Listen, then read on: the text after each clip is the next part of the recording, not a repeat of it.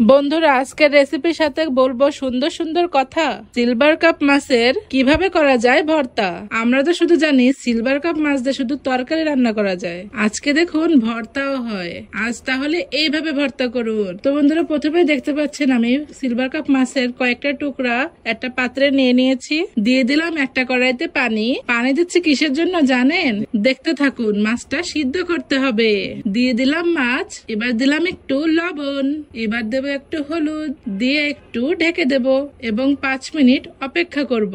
এই যে অপেক্ষা করার পর দেখতে পাচ্ছেন যে আমার মাছটা সিদ্ধ হয়ে গেছে। কত সুন্দর সিদ্ধ হয়েছে দেখছেন, আর বলক উঠেছে কত সুন্দর। আপনারাও এভাবে সিদ্ধ করে নেবেন। তো আমি একটা পরিষ্কার পাত্রে মাছগুলো তুলে নিচ্ছি। এক এক করে সবগুলো তুলে নেব। বন্ধুরা, ধৈর্য ধরে ভিডিওটি দেখতে থাকুন। বন্ধুরা, এবার কিন্তু মাছ থেকে কাঁটাগুলো আলাদা করতে হবে।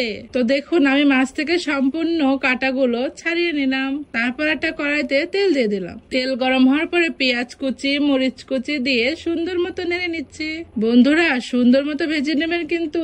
ভালোভাবে ভাজার পরে এবার দিয়ে দেব যে মাছগুলো আমি সিদ্ধ করে কাটা ছাড়িয়ে রেখেছিলাম, সেই মাছগুলো ভালো মতো নাড়াচাড়া করে নিয়েছি। এবার দিতে হবে একটু ধনিয়ার গুঁড়া, হলুদের গুঁড়া ও স্বাদ মতো লবণ। এবার ভালো মতো নাড়াচাড়া করে নেব এবং লাল লাল করে নিতে হবে কিন্তু বন্ধুরা।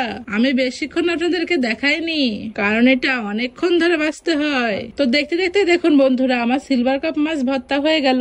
তো বন্ধুরা, আজকের আমার কথাগুলো কিরকম লাগলো আপনাদের কাছে অবশ্যই কিন্তু কমেন্ট বক্সে জানাবেন। আমি সেই অপেক্ষায় রইলাম। তো বন্ধুরা, সিলভার কাপ মাছ ভর্তা করে কেমন দিলাম। আবারও কোনো পরবর্তী রেসিপি নিয়ে আপনাদের সামনে হাজির হব। তো সেই পর্যন্ত ভালো থাকুন। আল্লাহ হাফেজ বন্ধুরা।